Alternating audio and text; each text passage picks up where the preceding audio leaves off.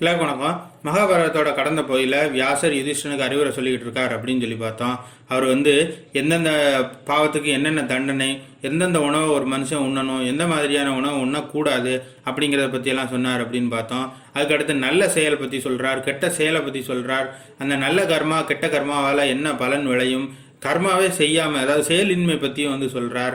ஒரு அரசன் தண்டக்கோலை தவிர்க்கக்கூடாது, அப்படி தவிர்த்தான்னா அவனுக்கு என்ன பரிகாரம் அப்படிங்கிறத பற்றி சொன்னார்னு பார்த்தோம். இப்போ இப்படியா சொல்லிட்டு இருக்கும்போது அவர் தொடர்ந்து என்ன சொல்கிறார் அப்படின்னா, எந்த ஒரு மனுஷனும் தற்கொலை பண்ணக்கூடாது. அப்படியே ஒரு மனுஷனுக்கு தற்கொலை எண்ணம் வருது, தற்கொலைக்கு முயற்சி செஞ்சான், அதில் தவறிட்டான் அப்படின்னா, அதாவது பிழைச்சிக்கிட்டான் அப்படின்னா 3 இரவுகள் உண்ணான் நோன்பு இருக்கணும் அப்படின்னு சொல்லி ஒரு பரிகாரத்தை சொல்கிறார். தற்கொலை பண்ணக்கூடாது அப்படின்றத அந்த காலத்தில் இருந்த நியதியும், தற்கொலை பண்ணிட்டான் செத்துட்டான் அப்படின்னா அது அவனுக்கான தண்டனை அடுத்த பிறவியில் கிடைக்கும், அது வேற பிரச்சனை. விசேஷமான ஒரு சில இடங்கள்ல நம்ம இந்து மதத்தில் இல்லை, புத்த மதத்தில், சமண மதத்தில் இதிலெல்லாம் தற்கொலைக்கு அனுமதி கொடுத்துருக்காங்க.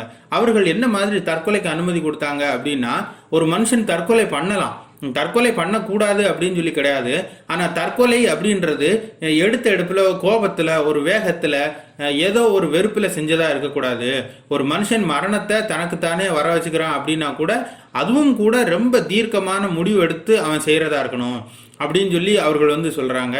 அதன்படி தற்கொலை அப்படிங்கிறது எப்படி இருக்கணும் அப்படின்னா, ஒரு மனுஷன் உண்ணாவிரதம் இருந்து பட்டினி கடந்து சாகிறதா இருந்தால் அந்த மாதிரியான ஒரு தற்கொலை செய்யலாம் அப்படின்னு சொல்லி புத்த மதம், சமண மதத்தில் அனுமதி அளிச்சிருக்காங்க. அதே மாதிரி இதுதான் இந்து மத சாஸ்திரங்கள்லேயும் இருந்தது. பிராயத்தில் அமர்ந்து இறந்தான், இறக்க முயற்சி செஞ்சான் அப்படிங்கிற எல்லாமே உண்ணாவிரதம் இருந்து சாகிறதுக்கான முயற்சி தான். எப்படின்னாலும் உண்ணாவிரதம் இருக்கான் அப்படின்னா 4 நாள் 5 நாள் சாப்பிடாம இருக்கும்போது என்ன இது முயற்சி அப்படின்னு சொல்லி முட்டாள்தனமான முயற்சி நம்ம மனசே நமக்கு சொல்லும், நம்ம அதுலேருந்து பின்வாங்கிடுவோம். அப்போது தற்கொலை பண்ணணும் அப்படின்னா ரொம்ப அளவு கடந்த சங்கல்பம் இருக்குது, அவ்வளவு உறுதியோடு இருக்கிற அப்படின்னா நீ உண்ணாவிரதமே இருக்கணும். 40 நாள் வரைக்கும் சாப்பிடாம கிடந்தா தான் ஒரு மனுஷனால் சாக முடியும். அவ்வளவு நாள் உன்னால் இருக்க முடியுது அப்படின்னா நீ தற்கொலை பண்ணிக்கிறதுக்கு தகுதியான ஆள் தான் அப்படிங்கிற மாதிரி அந்த காலத்தில் சட்டம் சாஸ்திரங்கள் வச்சுருந்துருக்காங்க. அதுக்கடுத்து இந்த மாதிரி இவ்வளோ விஷயங்கள் சொல்லி இதுக்கெல்லாம் பரிகாரம் என்ன, எப்படி இப்படி செய்யணும் அப்படிங்கிறதெல்லாம் சொல்லிட்டாரு. அதுக்கடுத்து ஒரு சில விஷயங்கள் சொல்கிறாரு. ஒரு மனுஷன் கடமையிலேருந்து விலகினா அப்படின்னா அவனுக்கு பரிகாரம் கிடையாது. அதே மாதிரி குல தர்மத்தை கைவிட்டான் அப்படின்னாலும் அவனுக்கு பரிகாரம் கிடையாது, பாவ கழிப்பு எதுவும் கிடையாது. கடமையிலேருந்து விலகிறதுனா எந்த மனுஷன் எந்த கடமையை செய்யணுமோ அந்த கடமையை கரெக்டாக செய்யணும். ஒரு பிராமணன் வேதம் ஓதுறது, இந்த மாதிரியான கடமைகளை செய்யணும். அதே மாதிரி ஒரு சத்திரியன் மக்களை காப்பாற்றுறது, இந்த மாதிரியான வேலைகளை அவன் கண்டிப்பாக செஞ்சாகணும். போருக்கு போகிறது இதெல்லாம் செஞ்சாகணும். இந்த மாதிரியான கடமைகளை தான் அந்தந்த மனுஷனுக்குரிய கடமைகள் அப்படின்னு சொல்லியிருக்காங்க.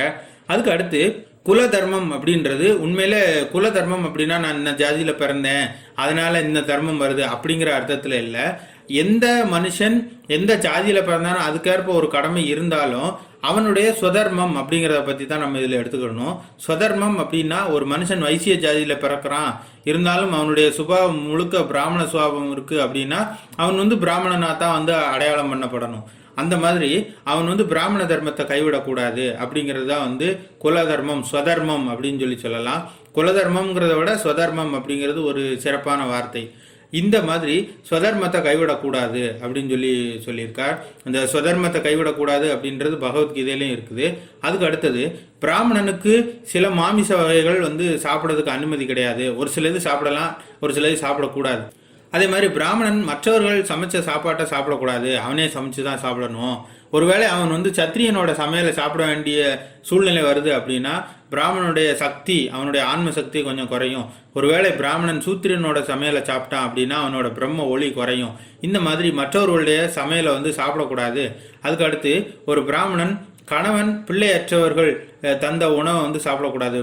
கணவன் இல்லாத மனைவி, அதே மாதிரி பிள்ளை இல்லாதவள் தந்த உணவை சாப்பிடக்கூடாது. இதில் சாப்பிட்றதுனால அவனுடைய வாழ்நாள் குறையும். வட்டி கடைக்காரங்கிட்ட இருந்து பொருள் வாங்கி சாப்பிடக்கூடாது, பொருள் வாங்கி அதை சமைச்சு சாப்பிடக்கூடாது, அது புழுதி அல்லது குப்பைக்கு ஒப்பானது. அதே மாதிரி பரத்தை தரக்கூடிய உணவை பிராமணன் வாங்கி சாப்பிடக்கூடாது, அது விந்துக்கு ஒப்பானது. மனைவி கற்பில்லாதவளாக இருக்கும்போது அதை சகிச்சுக்கிட்டு எந்த புருஷன் இருக்கானோ அவன் தரக்கூடிய பொருளையும் வாங்கி சாப்பிடக்கூடாது, பயன்படுத்தக்கூடாது. அதுவும் தவறானது. இதெல்லாம் பிராமணனுக்கு இருந்த பாவகழிப்பு இல்லாத செயல்கள் அப்படின்னு சொல்லி சொல்லப்பட்டிருக்கு. இந்த விஷயங்கள்லாம் பிராமணன் கண்டிப்பாக தவிர்க்கணும் அப்படின்றது. அதுக்கு அடுத்து எந்த ஒரு மனுஷனும் தனக்கு பேர் கிடைக்கணும், புகழ் கிடைக்கணும் அப்படிங்கிறதுக்காக தானம் பண்ணக்கூடாது.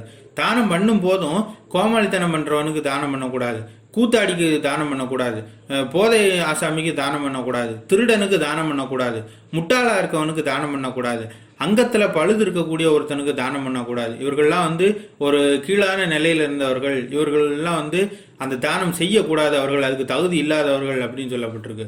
அதுக்கடுத்து யாருக்குமே தானம் பண்ணாத ஒருத்தனுக்கு வேற ஒருத்தன் தானமும் பண்ணக்கூடாது. அவனே கஞ்ச பிசினாரி, அவனுக்கு போய் நீ தானம் பண்ணக்கூடாது அப்படிங்கிறது இருக்குது. அதுக்கடுத்து வேத அறிவு இல்லாத ஒரு பிராமணன் இருக்கான் அப்படின்னா அவனுக்கு சத்திரியன் கொடை அளிக்கக்கூடாது.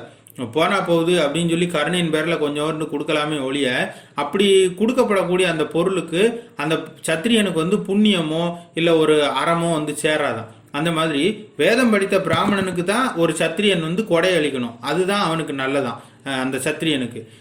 அதே மாதிரி கல்லாத பிராமணன் திருடனுக்கு ஒப்பானவன் அப்படின்னு சொல்லி சொல்லப்பட்டிருக்கு. எந்த மாதிரி ஒரு சத்திரியன் வீரத்தோட இருக்கணும், போருக்கு போகணும், அவன் போர்லேருந்து விலகி அறத்தை பின்பற்றி போறேன், நான் சன்னியாசியா போறேன் அப்படின்னு போனோம்னா அவன் நரகத்தில் விழுவான், அவன் கோழைக்கு ஒப்பானவன் சொல்லியிருக்க மாதிரி பிராமணனுடைய இலக்கணம் அவன் படிச்சிருக்கணும். அவனுக்கு படிப்பு தான் அவனுடைய தகுதி. அப்படி அவன் பிராமணன் படிக்காதவனா இருந்தான் அப்படின்னா அவன் திருடனுக்கு ஒப்பானவன் அப்படின்னு சொல்லப்பட்டிருக்கு.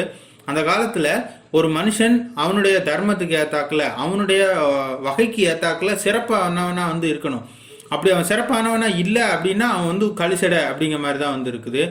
இந்த மாதிரி விஷயங்கள் எல்லாத்தையும் யுதிஷ்டனுக்கு வியாசர் சொல்லி முடிக்கிறார். இப்படி ஒரு எல்லாத்தையும் சொல்லி முடிச்ச பிறகு யுதிஷ்டனோட மனசும் மாறுது. அதுக்கு பிறகு யுதிஷ்டன் ஒரு கேள்வி கேட்குறான். சரி, பிராமணன் சார்ந்த விஷயங்கள் எல்லாத்தையும் சொல்லிட்டீங்க, அவனுடைய பாவங்கள், அவனுக்கு எந்தெந்த செயல்களால் பாவம் வருது, அதுக்கு பரிகாரம் என்ன, பாவ கழிப்பு என்ன அப்படிங்கிறத அதிகம் சொல்லிட்டீங்க. சத்திரியனுடைய கடமைகள் என்ன, அதை பற்றி கொஞ்சம் சொல்லுங்க அப்படின்னு சொல்கிறான்.